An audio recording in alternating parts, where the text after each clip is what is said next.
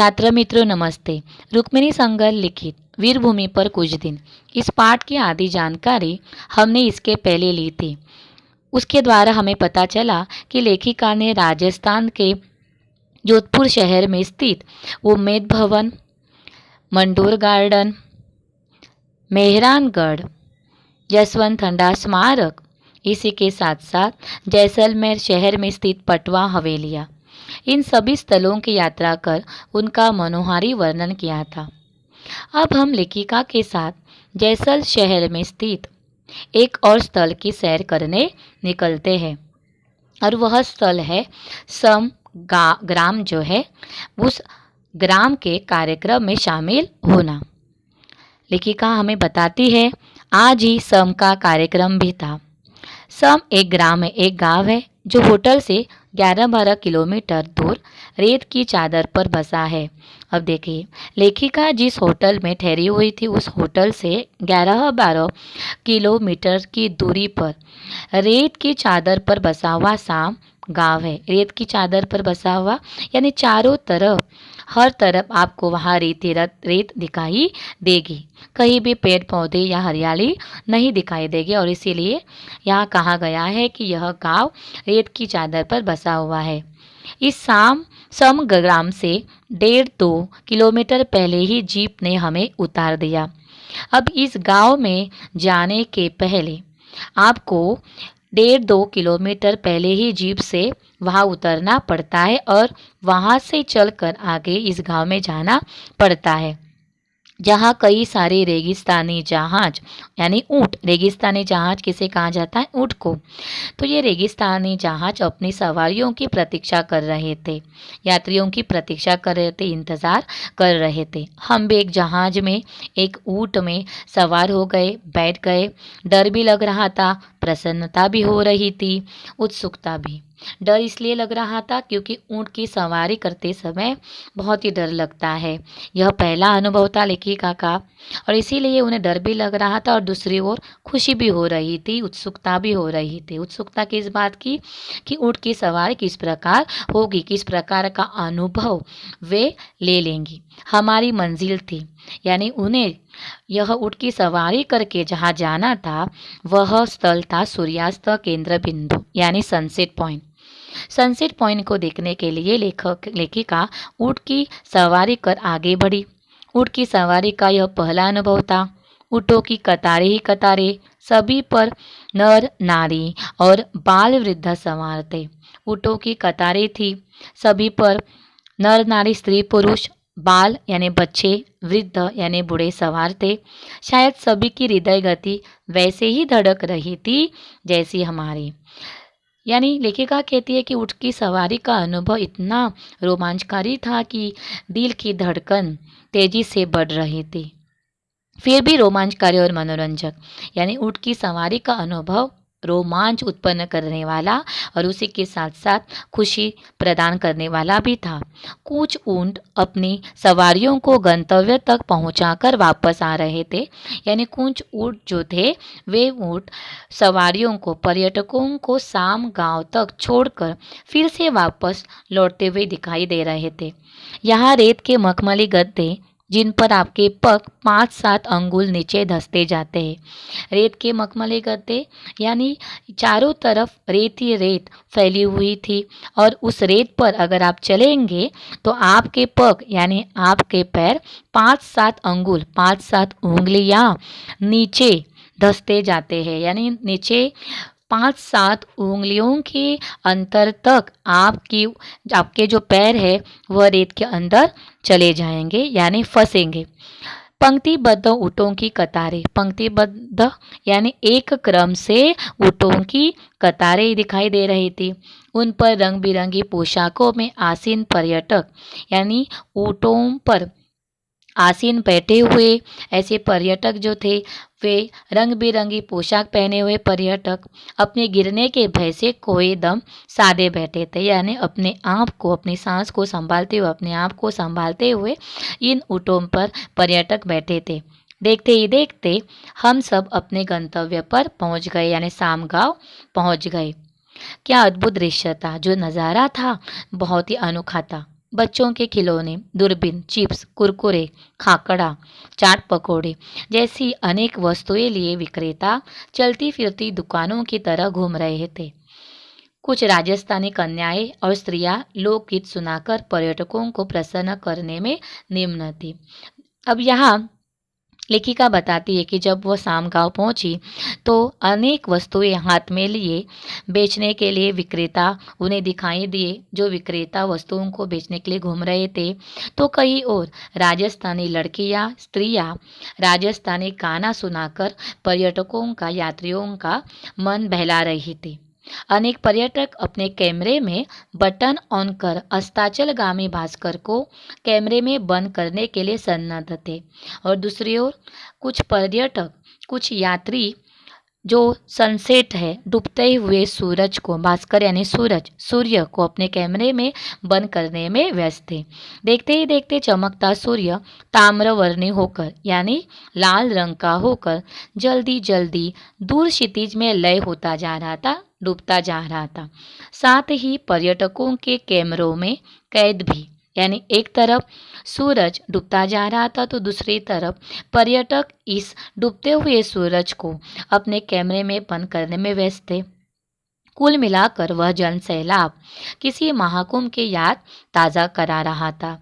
यानी वहाँ जो जन सैलाब था, जन यानी लोग, सैलाब यानी सागर, यानी लोगों का वह समुदाय, लोगों का जनसागर देखकर लेखिका को यह आभास हो रहा था कि वह शाम गांव नहीं बल्कि किसी कुंभ मेले में ही आई हो। आगे बढ़ते हैं। अब देखिए, यह जो सूर्यास्त है, सूर्यास्त का नज़ारा लोग, पर्यटक अपने कैमरे में कैद करने में व्यस्त थे। अब सब गाड़ियों की ओर चल पड़े जो लगभग आधे फरलांग पहले खड़ी थी। अब सामगांव का कार्यक्रम जो था वह देखकर फिर से लोग लौट पड़े। आधे फरलांग यानी 200 मीटर का जो अंतर होता है, 200 मीटर की दूरी पर जो उनकी गाड़ियाँ थी, उन गाड़ियों की ओर लोग चल पड़े। उस मार्ग में चलते हुए उस मखमली फोम के गद्दों की अनुभूति हो रही थी। यानी यहाँ गाड़ियों की ओर चलते हुए जब लोग रेत पर चल रहे थे, रेत के रास्ते पर चलते हुए उन्हें यह आभास हो रहा था कि वे रेत पर नहीं बल्कि मखमली गद्दों पर चल रहे हो। इस प्रकार का अनुभव लोग ले रहे थे। जीप पर सवार हुए और आ गए जहाँ सांस्कृतिक कार्यक्रम तथा रात्रि भोज का प्रबंध, रात्रि भोज यानी रात का भोजन, रात के भोजन का प्रबंध यानी व्यवस्था जहाँ की गई थी और उसी के साथ साथ वहाँ सांस्कृतिक कार्यक्रम की तैयारी भी की गई थी। वहाँ लेखिका पहुँच गई। मध्य में यानी सेंटर में अग्नि प्रज्वलित की गई थी, अग्नि जलाई गई थी। तीन ओर दर्शकों को बैठने की व्यवस्था थी और तीन ओर यहाँ देखिए, यहाँ बैठने के लिए व्यवस्था की गई है। तो एक तरफ बीच में अग्नि प्रज्वलित की गई थी, तीन ओर दर्शकों को बैठने की व्यवस्था थी और एक ओर प्रस्तुति यानी प्रेजेंटेशन जो है, कार्यक्रम प्रस्तुत करने वाले कलाकारों के लिए मंच बनाया गया था, स्टेज बनाया गया था। उसमें राजस्थान के जाने माने कलाकारों ने वहाँ की लोक संस्कृति को नृत्य, नाटिका और गायन के माध्यम से जो प्रस्तुति दी वह अद्भुत थी। यानी उस सांस्कृतिक कार्यक्रम में राजस्थान के जो जाने माने कलाकार जो थे, उन्होंने उनकी संस्कृति का जो वहाँ प्रस्तुतिकरण दिया, वह प्रस्तुतिकरण सचमुच सराहनीय था।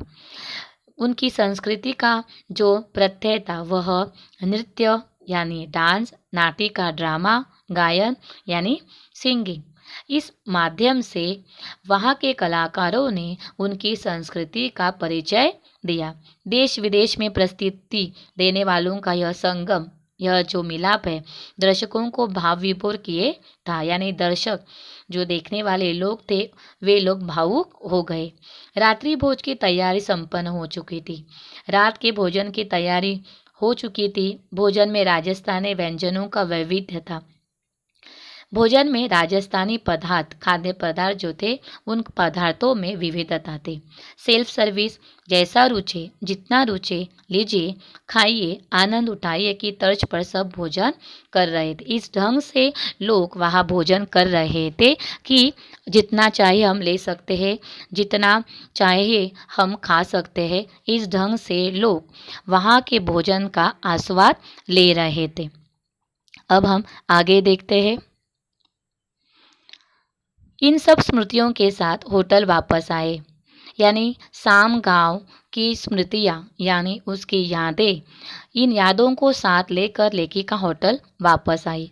वहाँ से भी सामान उठा, पुनः स्टेशन, वही रात्रि यानी पुनः स्टेशन पहुँची और फिर से उनकी रात की यात्रा शुरू हो गई और पहुँच गए जोधपुर। बच्चों यहाँ जैसलमेर होना चाहिए, लेखिका जैसलमेर पहुँची और जैसलमेर से चित्तौड़ जाने की यात्रा कर हम 24 दिसंबर के सायंकाल तक चित्तौड़गढ़ पहुंच गए। अब लेखिका जिस तीसरे ऐतिहासिक स्थल को भेंट देने वाली थी, ऐतिहासिक स्थल की यात्रा करने वाली थी, वह ऐतिहासिक स्थल है चित्तौड़गढ़। अब आगे लेखिका हमें बताती है। देखिए, चित्तौड़गढ़ का नाम आए या चेतक का, तुरंत एक वीर, साहसी और स्वाभिमानी देशभक्त का चित्र मानस पटल पर सजीव हो उठता है। यानी चित्तौड़गढ़ का नाम ले लीजिए या चेतक, यह जो घोड़ा है इस घोड़े का नाम ले लीजिए, हमें तुरंत एक वीर और साहसी पराक्रमी स्वाभिमानी देशभक्त का चित्र हमारे हृदय पर जो है वह जीवित हो उठता है। कौन है वह साहसी वीर है महाराणा प्रताप, जिन्होंने चित्तौड़ की रक्षा, चित्तौड़ यह जो राज्य है उसकी रक्षा में अपना सर्वस्व, अपना सब कुछ न्यौछावर कर दिया, अर्पण कर दिया, लेकिन आत्मसमर्पण नहीं किया। यानी अब उन्होंने चित्तौड़ की रक्षा के लिए अपना सब कुछ सर्वस्व त्याग दिया, लेकिन अपने आप को, स्वयं को शत्रु के हवाले नहीं किया। इतना ही नहीं बल्कि भले ही महलों को त्याग कर जंगल में शरण लेनी पड़े, यानी अपने राज्य की रक्षा के लिए महाराणा प्रताप इन्होंने कितने कष्ट उठाए। उन्होंने अपना महल त्याग दिया, इतना ही नहीं बल्कि जंगल में रहना उन्होंने स्वीकार किया। उन्होंने अपने बच्चों, अपने परिवार को भूखा रखना पसंद किया। इतना ही नहीं बल्कि विशाल धरती को शैया बना दिया, यानी धरती को बिस्तर बना दिया और खुली नील गगन चादर रहा, यानी नीले आकाश को चादर बनाई, धरती को बिस्तर बनाया, लेकिन उन्होंने हार नहीं मानी। इसका अर्थ है उन्होंने हर प्रकार के कष्ट उठाए महाराणा प्रताप जी ने अपने राज्य की रक्षा के लिए, लेकिन उनमें जो स्वाभिमान था या आत्मसम्मान के रक्षा के लिए, स्वाभिमान के लिए उन्होंने अपने आप को शत्रु के हवाले नहीं किया। ऐसे ही एक और देशभक्त और स्वामी भक्त की याद ताज़ा हो जाती है। महाराणा प्रताप की तरह और एक देशभक्त और एक स्वामी भक्त यानी सच्चा भक्त, अपने मालिक का सच्चा सेवक जो है उसकी याद यहाँ ताज़ा हो जाती है। उनका नाम है भामाशाह, जिसने अपनी सारी पूंजी अपने स्वामी सम्राट राणा प्रताप के चरणों में अति विनम्र भाव से रख दी। भामाशाह बहुत ही बड़े स्वामी भक्त थे, यानी महाराणा प्रताप के वे सच्चे सेवक थे, जिन्होंने अपने सम्राट के चरणों में अपनी पूरी पूंजी, अपना सब कुछ जो जमाया हुआ धन था सब कुछ उन्होंने अपने मालिक यानी अपने राजा के चरणों में रख दिया। इसी शहर से मीरा जैसी कृष्ण भक्त की यादें भी जुड़ी है। इसी चित्तौड़, यह जो शहर है, इस शहर से संत मीराबाई जो परम कृष्ण भक्त थे उनकी याद भी दिलाता है।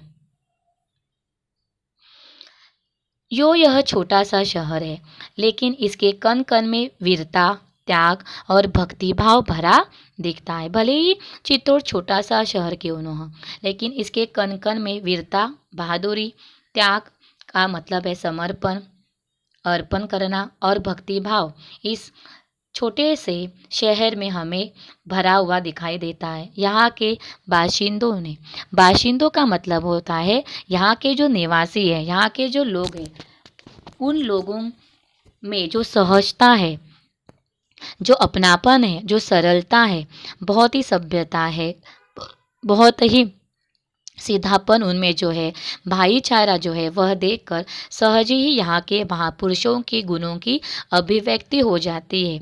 यानी यहाँ के लोगों को देखकर हमें याद आ जाते हैं वे महापुरुष, जो महापुरुष गुणवान थे।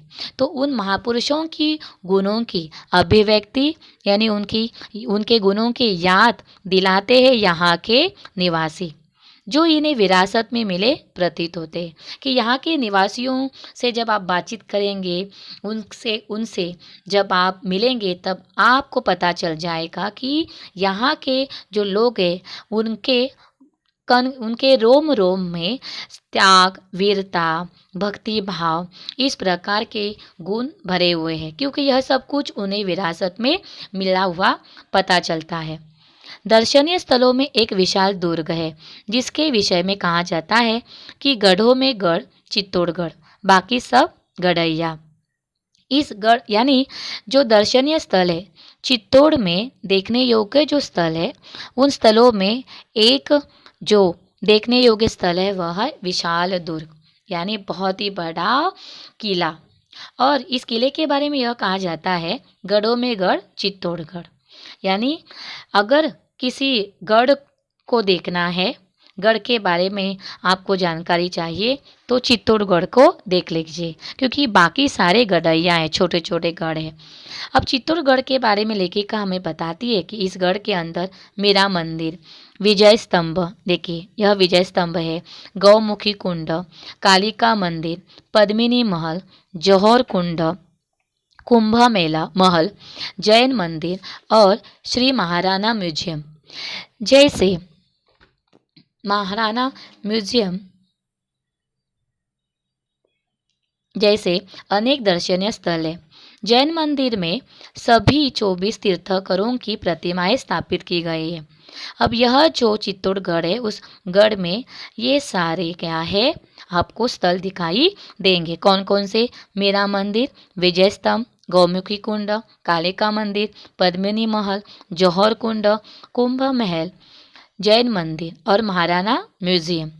जैन मंदिर में 24 तीर्थंकर, अब जैन धर्म के जो 24 भगवान हैं, उन भगवानों की प्रतिमाएं, मूर्तियां यहाँ इस जैन मंदिर में स्थापित की गई है, उनकी रचना यहाँ की गई है। सभी प्रतिमाएं श्वेत संगमरमर के आकर्षक पत्थर से निर्मित है।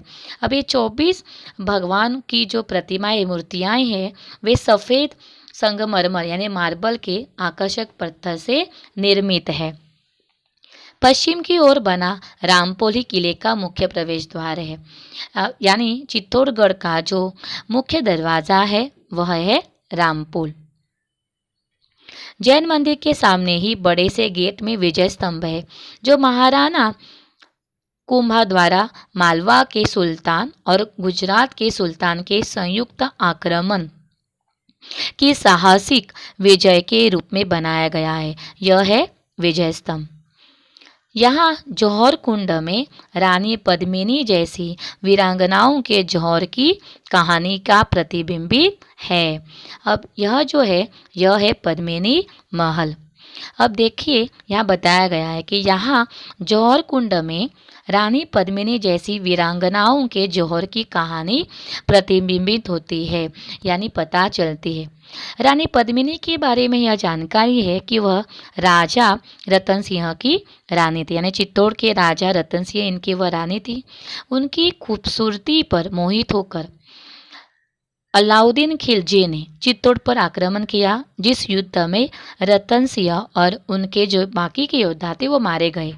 उसके बाद अपने पातिव्रत्य को बचाने के लिए, रक्षा करने के लिए रानी पद्मिनी और अन्य वीरांगनाएं जो थी, उन्होंने अपने आप को जौहर कुंड में समर्पित कर दिया।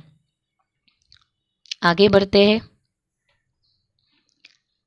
यहाँ के पार्क में भी महाराणा प्रताप की एक आकर्षक प्रतिमा चेतक पर स्थापित है। यहाँ के जो उद्यान हैं, उन उद्यानों में महाराणा प्रताप की एक आकर्षक मूर्ति जो है वह मूर्ति चेतक घोड़े पर विराजमान होती हुई दिखाई देती है। राजस्थान के इन 3 शहरों की यात्रा ने एक गीत की कुछ पंक्तियाँ याद दिला दी। यह देश है वीर जवानों का, अलबेलों का, मस्तानों का, इस देश का यारो क्या कहना, यह देश है धरती का गहना। लेखिका को यह गीत याद आ जाता है जब लेखिका ने राजस्थान के ऐतिहासिक स्थलों की यात्रा की। यात्रा करने के बाद लेखिका को जो अनुभव हुआ, उस अनुभव के आधार पर लेखिका कहती है कि राजस्थान हमारे देश का एक गहना है, क्योंकि इस राजस्थान में हमें अलग अलग प्रकार की अनुभूतियों का अनुभव मिल जाता है। संक्षेप में यदि मैं कहूँ कि यह वीर भूमि है, यानी वीरों की भूमि है, जहाँ त्याग भी है, समर्पण भी है, बलिदान भी है, शत्रु को परास्त करने का जज्बा भी है। इस भूमि में ऐसे वीर जन्मे हैं जिन्होंने अपना सब कुछ इस भूमि के लिए त्याग दिया है। अपने आप को स्वयं को भी उन्होंने त्याग दिया है। शत्रु को परास्त करने का जज्बा उनमें है, तो कला की परख भी है, कला का ज्ञान भी है, देशभक्ति भी है, ईश भक्ति भी है। यहाँ जौहर है तो अपने स्वत्व व सतीत्व, स्वत्व यानी अपने स्वाभिमान की रक्षा करना, सतीत्व यानी पातिव्रत्य की रक्षा करना, तो यह सब आदर्श जो है वहाँ यहाँ हमें दिखाई देते हैं। और यह आदर्शवादी जो सारी बातें हैं और जो इस राजस्थान की भूमि पर दिखाई देती है, तो यह आदर्शवादी राज्य या आदर्शवादी यह जो राजस्थान है उसकी जो बात है वह बात इस बात की तुलना किसी के साथ नहीं की जा सकती। और इसीलिए कहा गया है कि आदर्श भी तो रंच मात्र, बिल्कुल भी अतियुक्ति न होगी, यानी अतियुक्ति नहीं होगी, यानी बढ़ा चढ़ाकर बात नहीं कही जा सकती। भारतीय संस्कृति की धनी इस भूमि को हमारा शत शत नमन। भारतीय संस्कृति का आईना बने राजस्थान को लेखिका नमन करना नहीं भूलती। तो बच्चों, मुझे पूरा विश्वास है कि यह पाठ आपको अच्छी तरह से समझ में आया होगा। धन्यवाद।